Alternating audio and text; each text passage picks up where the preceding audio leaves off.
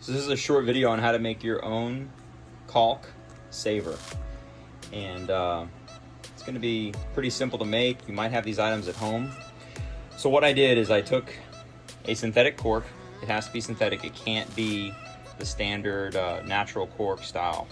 Reason being is because that's a little more breathable and it'll fall apart when you start drilling it. What I did first is I found my drill bit here, which is a 5/16. In my case, I felt like the 5/16 was the best because that hole will allow for the tip of the caulk to go in, but then it stops right at the edge, and then you give it a little push and it gets on this fatter part. Now, if you have caulk that you open up down here into a bigger opening because of the job sites you work on, you can obviously drill this bigger. So I took my 5/16 drill bit, I measured just a hair less than going through because you obviously don't want to penetrate the back of it, and I put a piece of tape there, so every time I drill it, the piece of tape would stop me from going through. That one's obviously not deep enough, but on this one I'd stop just shy of the tape, and that would prevent me from going through the back of it. So that's a 5/16 drill bit. Cleared out all the material that was inside, and then what I did is I took some heavy-duty construction adhesive Gorilla Glue, and I put just a tad on the back, as you see.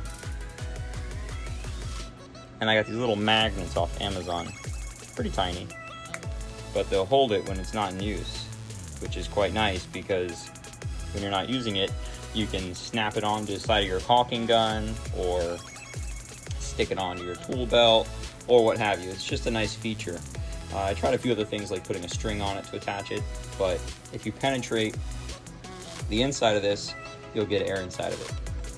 I've tried these out and they definitely work well. They keep that caulking good for quite some time. A few tips I would recommend is when you put the Gorilla Glue adhesive on the back of the caulking, you can use whatever you want.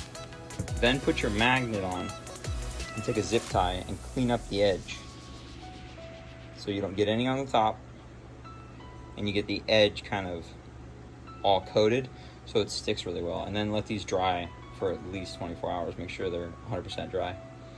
And then you've got a nice caulk saver that you can make at home for free that actually works a lot better than some of these commercial ones you find that slip off and get lost.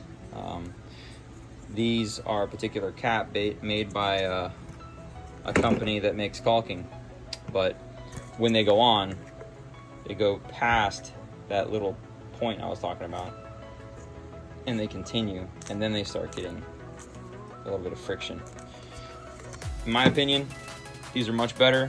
They're lightweight, and with a few upgrades you can make them a little more useful, make them stick on things. If you like the video, give it a thumbs up. If you have any comments or questions, drop them below, and please subscribe for other videos like this one. Thanks for watching.